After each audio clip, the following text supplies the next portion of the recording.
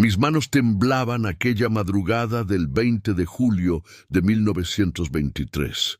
No era miedo a la muerte, aunque había escuchado tantas balas silbar cerca de mi cabeza durante la revolución que ya había perdido la cuenta.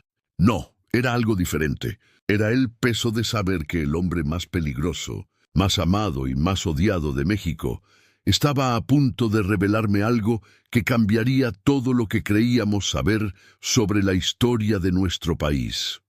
Yo era el doctor Ramón Puente y llevaba años siendo el médico personal de Francisco Villa. Pero aquella noche, en una habitación oscura de Parral, Chihuahua, no era solo su médico, era su confesor, su último testigo. Déjenme llevarlos atrás en el tiempo, porque para entender lo que Pancho Villa me reveló en su lecho de muerte, primero tienen que conocer al hombre real, no al mito que nos vendieron los libros de historia. Y créanme, el verdadero Pancho Villa era mucho más complejo, más humano y más aterrador de lo que jamás imaginaron.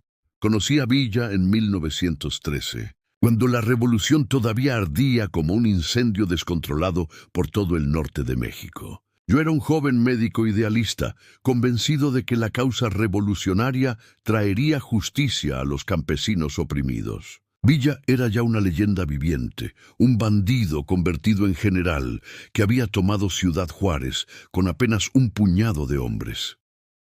La primera vez que lo vi de cerca no fue en un campo de batalla glorioso. Fue en un jacal miserable, después de que una bala le atravesara el muslo durante un tiroteo con federales. Me llamaron porque era el único médico en 50 kilómetros que no había huido aterrorizado.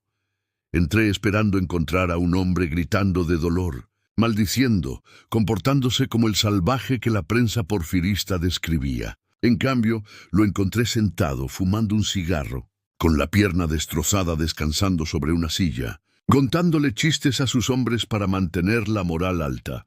«Venga, doctor», me dijo con esa voz ronca que helaba la sangre de sus enemigos. «No se quede ahí parado como si hubiera visto un fantasma. Sáqueme esta maldita bala para que pueda volver a cabalgar. Trabajé en su pierna durante 2 horas. No teníamos anestesia, solo un poco de mezcal». Villa no gritó ni una sola vez. Mientras yo cavaba en su carne con instrumentos precarios, él seguía hablando, contando historias de su infancia en Durango, de cómo un hacendado rico violó a su hermana cuando tenía apenas 12 años, de cómo mató a ese hombre a sangre fría y se convirtió en fugitivo antes de cumplir 18. La gente cree que soy un monstruo. «Doctor», me dijo mientras yo cosía su herida, y tal vez tengan razón. Pero yo no nací monstruo. Me hicieron así. Este país me hizo así. Esas palabras se grabaron en mi mente. Durante los siguientes 10 años, vi a Villa transformarse de bandido revolucionario en gobernador militar, en general victorioso, en enemigo traicionado del gobierno que ayudó a crear, y finalmente en un hacendado retirado tratando de vivir en paz. Pero la paz nunca fue el destino de Pancho Villa. Los años de guerra me enseñaron cosas sobre él que nadie más conocía. Vi su generosidad cuando repartía tierras entre campesinos, vi su furia cuando ejecutaba traidores sin pestañear, vi su inteligencia táctica en batallas imposibles, y vi su paranoia creciente conforme más y más personas cercanas a él terminaban muertos o traicionándolo. Una noche, después de la batalla de Zacatecas en 1914, cuando Villa estaba en la cima de su poder, lo encontré solo en su tienda, mirando un mapa con expresión sombría. Había ganado la batalla más importante de la revolución, había destrozado al ejército federal, tenía a miles de hombres bajo su mando. Debería haber estado celebrando. ¿Sabe cuál es el problema de ganar, doctor?, me preguntó sin levantar la vista del mapa. Que después tienes que decidir qué hacer con la victoria. Y yo nunca aprendí a construir, solo a destruir. Pensé que era melancolía momentánea. Estaba equivocado. Era un presentimiento. Los años siguientes fueron una pesadilla descendente. La ruptura con Carranza, las batallas perdidas contra Obregón, el ataque a Columbus que convirtió a Villa en enemigo de Estados Unidos. Las persecuciones del general Pershing, los años huyendo por las montañas como un animal acorralado. Yo permanecí a su lado, curando heridas, tratando enfermedades y escuchando sus planes cada vez más desesperados. En 1920, cuando finalmente negoció su retiro con el gobierno de Adolfo de la Huerta, Villa estaba cansado. Tenía 42 años, pero parecía de 60. Las balas, las traiciones, las noches sin dormir esperando un asesinato, todo eso había cobrado su precio. Le dieron la hacienda de Canutillo en Durango. 50.000 hectáreas donde podía criar ganado, sembrar trigo y vivir tranquilo con sus mujeres e hijos. Sí, mujeres plural. Villa nunca fue monógamo. Tenía esposas en diferentes estados, docenas de hijos reconocidos y probablemente muchos más sin reconocer. Pero incluso en Canutillo, la tranquilidad era una ilusión. Villa sabía que tenía enemigos poderosos. Plutarco Elías Calles, el secretario de Gobernación, lo veía como una amenaza. Otros generales revolucionarios lo odiaban por viejas traiciones. Los hacendados despojados querían venganza. Los estadounidenses no habían olvidado Columbus. «Van a matarme, doctor», me dijo un día mientras cabalgábamos por sus tierras. No es cuestión de sí, sino de cuándo. Yo intenté tranquilizarlo, hablarle de su escolta armada, de las precauciones que tomaba. Pero Villa solo rió amargamente. Cuando alguien realmente quiere matarte, doctor, no importa cuántos guardias tengas. Siempre hay un momento de descuido. Siempre hay alguien dispuesto a traicionarte por dinero. He vivido así toda mi vida. Y así voy a morir. Tenía razón. El 20 de julio de 1923, Villa viajó a Parral para cerrar un negocio y recoger dinero que le debían. Era un viaje rutinario que había hecho docenas de veces, pero esta vez alguien había planeado cada detalle de su muerte. Yo no estaba con él ese día. Me había quedado en Canutillo, atendiendo a algunos trabajadores enfermos. Cuando llegó el mensajero galopando como loco, gritando que habían atacado a Villa, sentí que el mundo se detenía. Cabalgué toda la noche. Llegué a Parral al amanecer del día siguiente. La escena era un matadero. El Dodge Brothers de Villa estaba acribillado con más de 100 impactos de bala. La sangre había formado charcos en la tierra. Encontraron 9 casquillos diferentes, lo que significaba que habían sido al menos 9 tiradores emboscados. Villa había recibido más de 40 balazos. 40. Su escolta había sido masacrada. El chofer Claro Hurtado muerto. Ramón Contreras, su secretario, muerto. Daniel Tamayo, su guardaespaldas más leal, muerto. Rafael Medrano, su ayudante, muerto. Pero Villa no estaba muerto. Todavía no. Cuando llegué a la casa donde lo habían llevado, el doctor local había hecho lo que pudo, que era prácticamente nada. Villa tenía balas alojadas en el pecho, el abdomen, las piernas. Una le había destrozado la mandíbula. Otra le había perforado el pulmón. Había perdido litros de sangre. Cualquier hombre normal habría muerto en el acto. Pero Pancho Villa no era un hombre normal.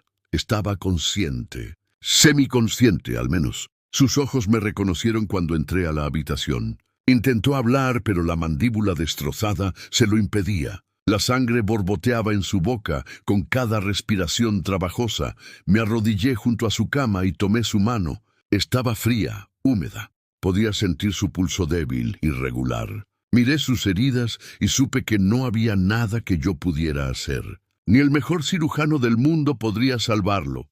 Había demasiado daño, demasiada sangre perdida. No hable, general, le dije suavemente. Ahorre fuerzas, pero Villa sacudió la cabeza débilmente. Agarró mi brazo con una fuerza sorprendente para alguien al borde de la muerte. Sus ojos, esos ojos que habían visto tantas batallas, tanto sufrimiento, tanto triunfo y tanta traición, me miraron con una intensidad desesperada. Quería decirme algo. Necesitaba decirme algo antes de morir. Acerqué mi oído a su boca. Su respiración era un silbido húmedo, ahogado. Palabras rotas, fragmentadas, mezcladas con sangre, comenzaron a salir. y lo que me dijo en esas siguientes horas, mientras su vida se escapaba lentamente, cambió todo lo que yo creía saber sobre la Revolución Mexicana, sobre los héroes que idolatrábamos, sobre las traiciones que creíamos entender. El oro, susurró con dificultad. El oro de Chihuahua. No lo destruí, lo escondí. Mi corazón se aceleró. Durante años había circulado el rumor de que Villa había robado millones en oro y plata de los bancos de Chihuahua durante la Revolución. El gobierno afirmaba que lo había fundido y distribuido. Villa siempre lo negó. Pero ahora, en su lecho de muerte, ¿dónde? Le pregunté urgentemente. Intentó sonreír, pero con la mandíbula destrozada solo produjo una mueca grotesca. La sangre corría por su barbilla. Sierra, Tarahumara, Cueva, Mapas, en Canutillo. Pero no era solo el oro. Había algo más, algo que lo atormentaba mucho más que el secreto de una fortuna escondida. Zapata, dijo de repente, y vi lágrimas mezclarse con la sangre en sus ojos. Yo lo traicioné. Me quedé helado. Emiliano Zapata, el otro gran líder revolucionario, había sido asesinado en 1919 en una emboscada en Chinameca. Oficialmente había sido traicionado por Jesús Guajardo, un coronel que fingió unirse a su causa. Pero Villa estaba insinuando algo diferente.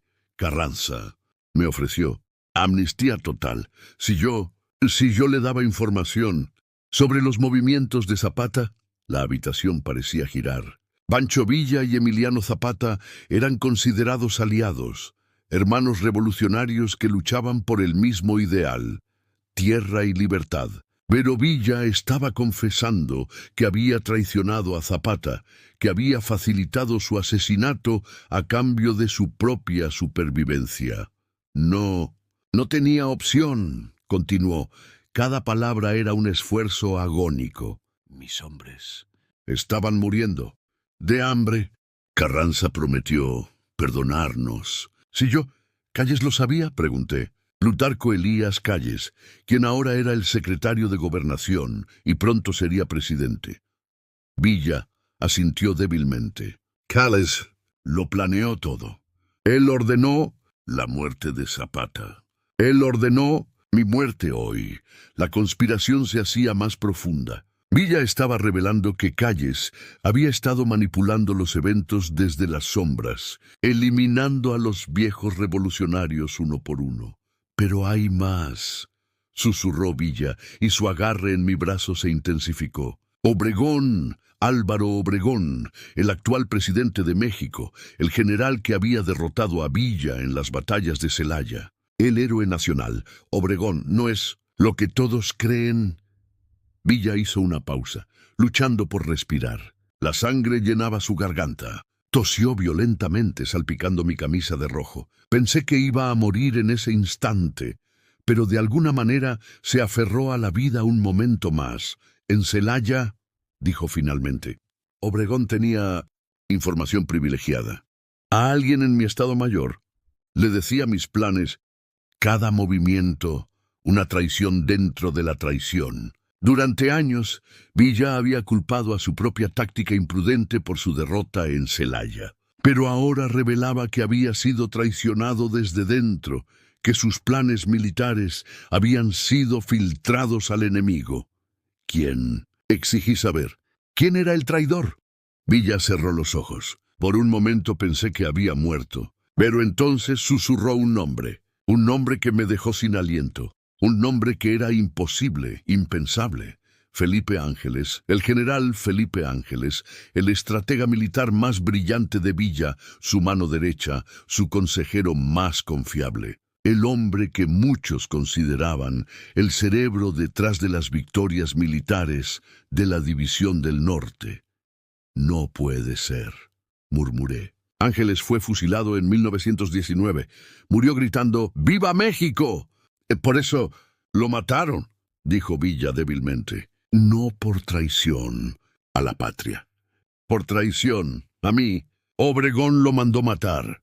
Para que nunca hablara, la red de traiciones y asesinatos se expandía. Ángeles no había sido ejecutado como enemigo del gobierno de Carranza. sino como testigo peligroso que sabía demasiado sobre las maniobras de Obregón.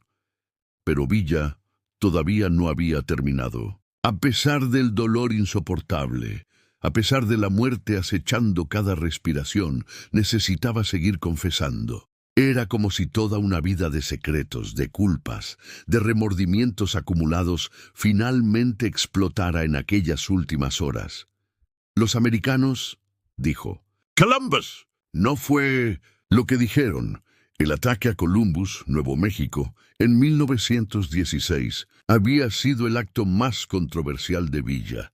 Había cruzado la frontera con 500 hombres. Había atacado el pueblo, matado civiles estadounidenses y provocado una invasión militar masiva de Estados Unidos a México. ¿No fui yo quien decidió atacar?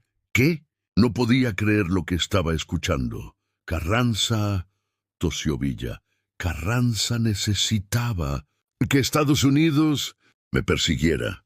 Necesitaba que yo pareciera un salvaje, un terrorista, para justificar su gobierno moderado. Ante Washington está diciendo que Carranza lo manipuló para que atacara Columbus. Peor, Villa cerró los ojos. Me dijeron que en Columbus había un arsenal de armas, escondidas para mí. Mis hombres entraron, buscando armas. No había nada. Era una trampa, para hacer que Estados Unidos me casara. Las piezas comenzaban a encajar de manera horrible. La invasión de Pershing no había sido solo una respuesta al ataque de Villa. Había sido planeada, orquestada. Carranza había sacrificado civiles estadounidenses y mexicanos por igual para debilitar a Villa y consolidar su propio poder. ¿Y Pershing? Pregunté. ¿El general Pershing realmente intentó capturarlo durante 11 meses? Por primera vez en horas, Villa intentó reír. Salió como un gorjeo ahogado en sangre. Pershing me pudo haber capturado 10 veces. Tuvo oportunidades claras. Entonces, ¿por qué no lo hizo? Porque no era el plan. El plan era mantenerme corriendo, asustado, débil. La persecución era teatro político para ambos lados. Mi mente luchaba por procesar estas revelaciones. Todo lo que conocíamos sobre la revolución, todos los héroes que admirábamos, todos los villanos que odiábamos, todo estaba invertido, distorsionado, manipulado. La respiración de Villa se volvía más superficial, más irregular. Sabía que le quedaban minutos, tal vez segundos. Había una última pregunta que necesitaba hacer. General, dije suavemente, ¿quién ordenó su muerte hoy? ¿Fue Calles? Villa abrió los ojos una última vez. Ya no eran los ojos de un guerrero feroz. Eran los ojos de un hombre cansado, derrotado, que había vivido demasiado tiempo en un mundo de traiciones. Calles dio la orden, pero el dinero vino de más arriba. Del norte, Estados Unidos pagó por su asesinato. Empresas petroleras, susurró. Bancos, yo sabía demasiado sobre los tratos entre Obregón y los americanos, sobre las concesiones que Obregón iba a dar cuando Calles fuera presidente. ¿Qué concesiones? Petróleo. De Tampico, tierras. En Sonora, México, será vendido pedazo por pedazo. A los intereses extranjeros, la revolución fue un fraude. Todo fue para cambiar. De Amos, sus ojos comenzaron a vidriarse. Su mano, que había estado agarrando mi brazo con fuerza desesperada, comenzó a aflojarse. Doctor, susurró tan bajo que apenas podía escucharlo. Dígale a mi gente que traté de hacer lo correcto. Al final, se lo diré, general. Se lo prometo. Los documentos. Sus ojos parpadearon. En Canutillo, bajo el piso, de mi oficina, cartas, recibos, pruebas, de todo. Encontraré los documentos. Los guardaré. No. Sacudió la cabeza débilmente. Publíquelos. Cuando Calles sea presidente, muéstrele al pueblo. La verdad, lo haré. Mentí. Sabía que no podría. Publicar esa información me costaría la vida, a mí y a cualquiera cercano a mí, pero Villa necesitaba morir creyendo que su verdad sería revelada. Una última cosa, Villa me miró directo a los ojos. Los niños, mis hijos, protéjalos. Calles va a ir tras ellos. Va a matar a toda mi familia para borrar mi legado. Los protegeré, prometí, y esta vez era verdad. Villa asintió satisfecho. Cerró los ojos. Su respiración se hizo más y más lenta. En la distancia podía escuchar gallos cantando el amanecer. Un nuevo día comenzaba en Parral. Un día que Pancho Villa no vería. Doroteo, murmuré usando su nombre real. Doroteo Arango, el niño que había huido a las montañas después de defender el honor de su hermana. El bandido que se convirtió en general. El general que se convirtió en mito. El mito que murió como todos los hombres, desangrado y traicionado. Perdón fue su última palabra. No sé a quién se la dirigía. A Zapata, a sus hombres muertos. ¿A México? ¿A sí mismo? Entonces se fue. El pecho dejó de moverse. El pulso se detuvo. Francisco Villa, el centauro del norte, el hombre más temido de México, estaba muerto. Me quedé allí, arrodillado junto a su cama, sosteniendo su mano fría, durante no sé cuánto tiempo. Afuera, podía escuchar a la gente de Parral comenzando sus rutinas matutinas, ajenos al hecho de que un pedazo enorme de la historia mexicana acababa de morir en esa habitación silenciosa. Eventualmente me levanté. Había cosas que hacer: certificar la muerte, preparar el cuerpo, notificar a las autoridades. Pero mi mente estaba en otra parte. Estaba pensando en las palabras de Villa, en sus confesiones, en los secretos que me había confiado. ¿Debería creerle? Un hombre en su lecho de muerte podría decir cualquier cosa. Podría estar delirando, inventando conspiraciones en su mente agonizante. Pero algo en su voz, en su mirada, en la desesperación con que me agarraba el brazo, me decía que estaba diciendo la verdad. 2 días después, regresé a Canutillo. La hacienda estaba en caos. Las viudas de Villa lloraban. Sus hijos corrían confundidos. Los trabajadores estaban asustados, sabiendo que sin Villa allí para protegerlos, serían vulnerables a cualquier hacendado vengativo. Esperé hasta la noche, cuando todos dormían. Entonces fui a la oficina de Villa. Era una habitación sencilla, espartana, con un escritorio de madera, algunos mapas en las paredes y una foto descolorida de Villa con su estado mayor en tiempos mejores. Busqué bajo el piso, como Villa me había dicho. Al principio no encontré nada, pero entonces, en un rincón, noté que una tabla sonaba hueca. La levanté. Debajo había un compartimento secreto. Dentro encontré un paquete envuelto en hule. Lo abrí con manos temblorosas. Había documentos, muchos documentos. Cartas con el sello oficial de Venustiano Carranza. Telegramas cifrados, recibos bancarios y mapas. Mapas detallados de la Sierra Tarahumara con marcas y coordenadas. Los leí durante horas, a la luz de una vela. Cada página confirmaba lo que Villa me había dicho. Cartas de Carranza ofreciéndole amnistía a cambio de información sobre Zapata. Telegramas de Obregón, coordinando con agentes estadounidenses. Recibos de pagos de empresas petroleras a generales revolucionarios. Evidencia de que la revolución, ese movimiento que prometía tierra y libertad, había sido cooptada por intereses económicos poderosos.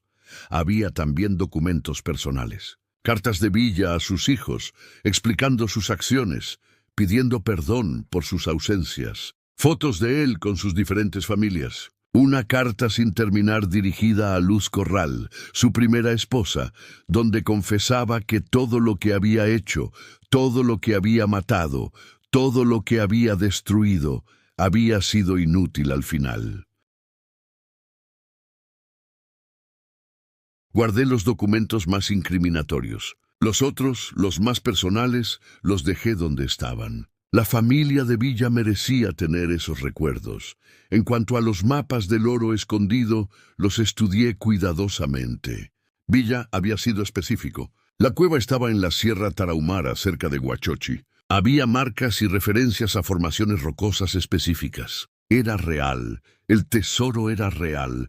Pensé en ir a buscarlo. Con esos millones podría vivir cómodamente el resto de mi vida. Podría mudarme al extranjero, empezar de nuevo, olvidar todo lo que había visto y escuchado.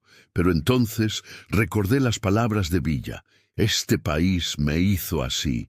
Y entendí que si tomaba ese oro, si usaba dinero manchado con sangre para mi beneficio personal, me convertiría en parte del problema. Me convertiría en otro oportunista más, usando la revolución como excusa para enriquecerse. Quemé los mapas. Vi cómo el papel se convertía en cenizas, llevándose el secreto del tesoro perdido de Pancho Villa. Nadie lo encontraría. Permanecería escondido en las montañas para siempre, un recordatorio enterrado de sueños revolucionarios que murieron junto con su dueño. Los días siguientes fueron una pesadilla burocrática. El gobierno envió investigadores. Querían saber exactamente qué había pasado, aunque todos sabíamos que era puro teatro. La emboscada había sido perfectamente ejecutada. Los asesinos habían escapado sin dejar rastro. Jesús Salas Barraza se entregó como el autor intelectual, pero todos sabíamos que era solo el chivo expiatorio, protegiendo a los verdaderos responsables. Barraza fue sentenciado a 20 años de prisión. Cumplió 3 meses antes de ser indultado. Recibió una pensión del gobierno por el resto de su vida. El mensaje era claro. Matar a Villa no solo era perdonado, era recompensado. Mientras tanto, la profecía de Villa se cumplía. Uno por uno, sus hijos comenzaron a morir en circunstancias sospechosas. Hipólito Villa, su hermano y hombre de confianza, fue asesinado en 1929. Otros familiares desaparecieron o fueron encontrados muertos. Calles estaba borrando sistemáticamente cualquier rastro del legado de Villa. Intenté proteger a los que pude. Ayudé a algunas de sus viudas a escapar a Estados Unidos. Arreglé para que algunos de sus hijos fueran adoptados bajo nombres falsos. Pero no pude salvarlos a todos. La venganza de Calles era implacable. En cuanto a los documentos, los guardé en un lugar seguro. Esperé, como Villa me había pedido, a que Calles se convirtiera en presidente. En 1924, cuando Calles asumió el poder, consideré publicarlos. Pero Calles no era Carranza. Calles era más inteligente, más despiadado. Su control sobre el país era absoluto. Publiqué algunos fragmentos en periódicos pequeños, bajo seudónimos. Intenté llamar la atención sobre las contradicciones en las historias oficiales. Pero nadie quería escuchar. La revolución se había convertido en un mito nacional perfecto. Los héroes eran héroes, los villanos eran villanos. Nadie quería admitir que todo había sido mucho más complicado, mucho más turbio. Los años pasaron. Obregón fue asesinado en 1928. Calles consolidó su poder como el jefe máximo.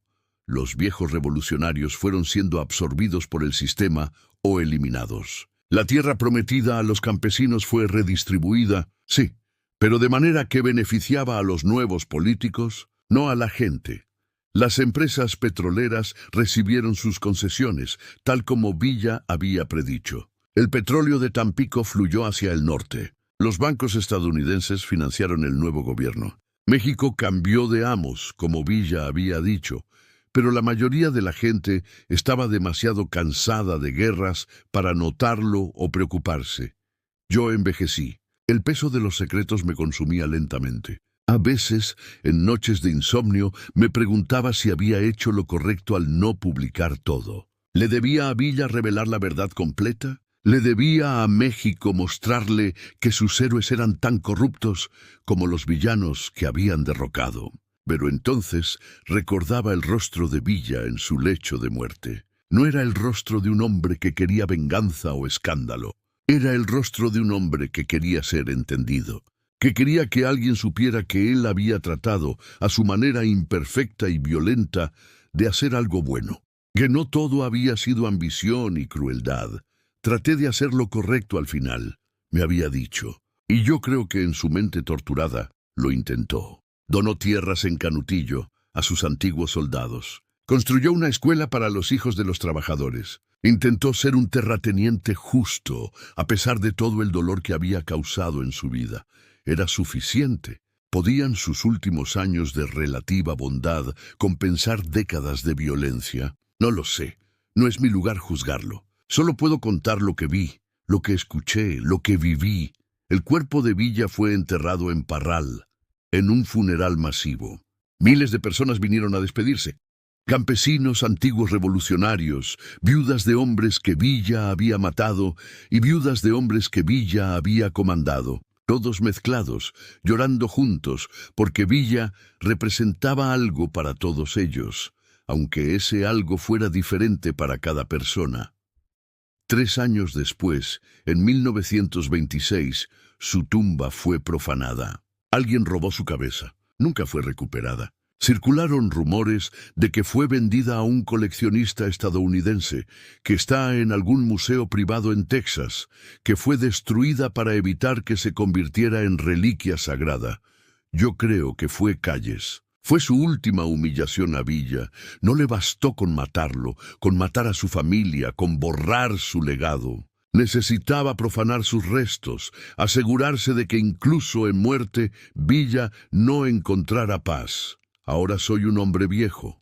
Tengo 82 años. Mi memoria falla a veces. Mis manos tiemblan cuando escribo. Pero hay algunas cosas que nunca olvidaré. Nunca olvidaré el sonido de la respiración de Villa en aquella habitación de Parral. Nunca olvidaré la desesperación en su voz cuando me confesaba sus traiciones. Nunca olvidaré la última palabra que pronunció. Perdón, he decidido que es tiempo de contar esta historia. Los principales actores están muertos. Carranza, muerto en 1920. Obregón, muerto en 1928. Calles, muerto en 1945. Villa, por supuesto, muerto en 1923. Los secretos que pudieron destruir carreras, iniciar guerras, cambiar gobiernos, ahora son solo historia. ¿Les creerán? No lo sé. Probablemente no. La historia oficial está demasiado arraigada. Los libros de texto ya están escritos. Los monumentos ya están construidos. Pancho Villa es el centauro del norte, el bandido noble, el revolucionario feroz. Obregón es el presidente héroe. Calles es el fundador del México moderno, pero yo sé la verdad. Y ahora ustedes también. Pueden hacer con ella lo que quieran. Pueden creerme o llamarme loco senil. Pueden investigar, buscar pruebas, o pueden olvidar todo lo que acaban de escuchar. Los documentos que Villa me dio, los que no quemé, están guardados en un lugar seguro. Cuando yo muera serán entregados a la Universidad Nacional. Dejé instrucciones específicas de que no sean abiertos hasta 50 años después de mi muerte. Para entonces, todos los que podrían ser heridos por la verdad estarán muertos. Solo quedará la historia. Tal vez algún joven historiador los encuentre algún día. Tal vez lean las cartas de Carranza, los telegramas de Obregón, los recibos de las petroleras. Tal vez se pregunten cómo pudimos ser tan ingenuos, cómo pudimos creer el mito sin cuestionarlo, o tal vez no. Tal vez la gente prefiera sus mitos a la verdad complicada. Tal vez Villa sea más útil como leyenda que como el hombre flaut y contradictorio que realmente fue. Pero yo cumplí mi promesa. Le dije a la gente que Villa trató de hacer lo correcto al final, y ahora les he contado todo lo que me dijo en su lecho de muerte. Los secretos que escuché mientras la sangre borboteaba en su boca. Las confesiones que salieron de un hombre que sabía que tenía minutos de vida. ¿Cambiarán estas revelaciones la historia? Probablemente no. La historia es escrita por los vencedores.